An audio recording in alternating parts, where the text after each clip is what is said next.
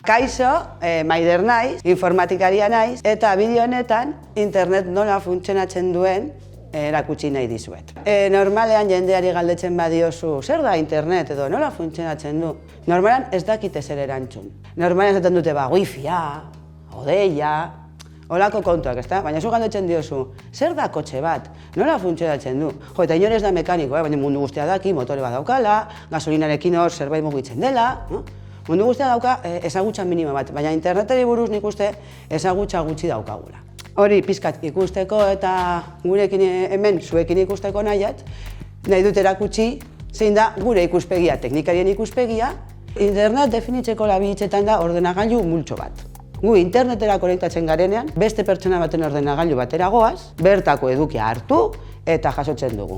Internetera konektatzen garen bakoitzean, beste batzuen ordenagailuetan eta routerretan aztarnak usten ari gara. Ikusten ditugunean, zuek internetera konektatzen zaretela.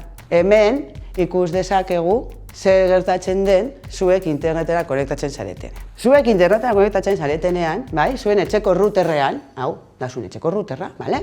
Hemen, gailu bakoitzeko sarrera bat agertzen zait, bale? Begira, wifi honetan, bai, dauzkagu konektatuta 6 gailu.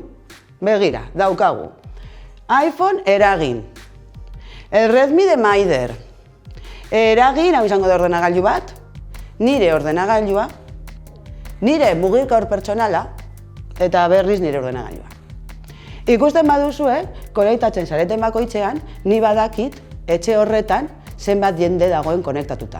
Zergatik, sarrera bakoitzeko bat dagoelako.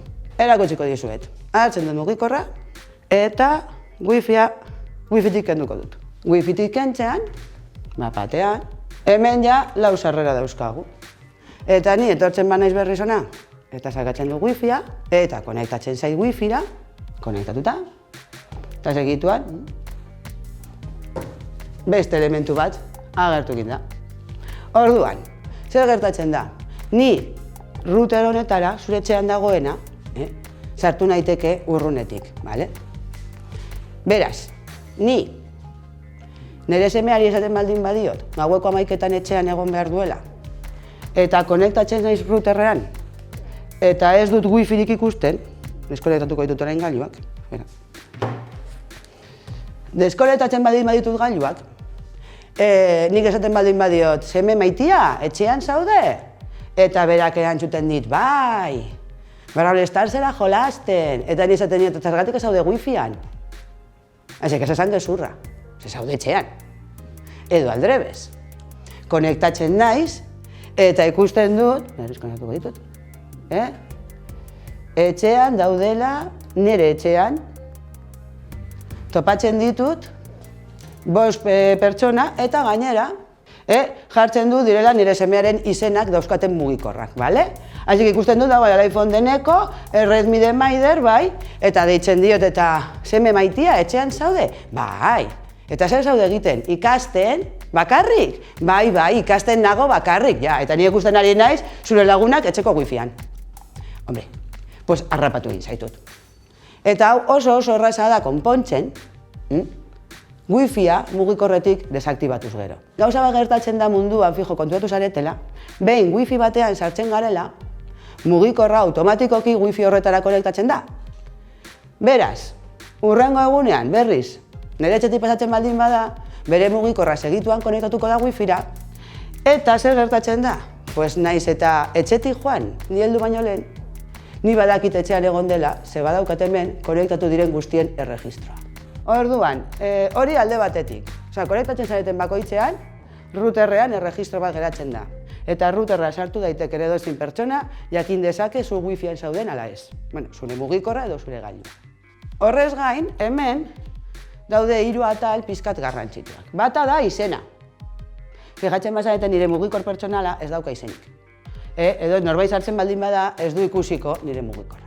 Behintzat, ez du ikusiko jakingo hori nire mugikorra denik. Ikusten baduzu Redmi Maider, pues Maider bat ezagutzen baduzu eta Redmi bat baldin badauka, pues... Vale, hori alde batetik. Beste alde batetik daukagu zenbakitxo hau, bale? Hau da IP helbidea. IP helbideri gabe ezin da interneten ibili. Gero daukagu beste helbide hau. Helbide hau da helbide fisikoa. Gailu bakoitzean helbide bat eta bakarra dago. Zure fabrikatzailea jartzen du, oso zaila da aldatzen. Eta wifitik wifira zoazenean, zenbaki hau beti mantenduko da. Horrek zer esan nahi du? Horrek esan nahi du, gaur nire etxean baldin bazaude, eta ni bihar ikastolara baldin banoa wifia konpontzera, helbide hau topatzen baldin badet, badakit hau dela. Zergatik, helbide hau ez da inoiz aldatuko. Hau bai, hau konektatzen zaren bakoitzean bat edukiko duzu. Baina, helbide hau beti identifikatuko zaitu. Beti, beti, beti. Fitxatzen baldin badut helbide hau, eta HPMB ikusten badut helbide hau, badakit zu zaudela toki horretan. Naiz eta zurik ez ikusi. Bale?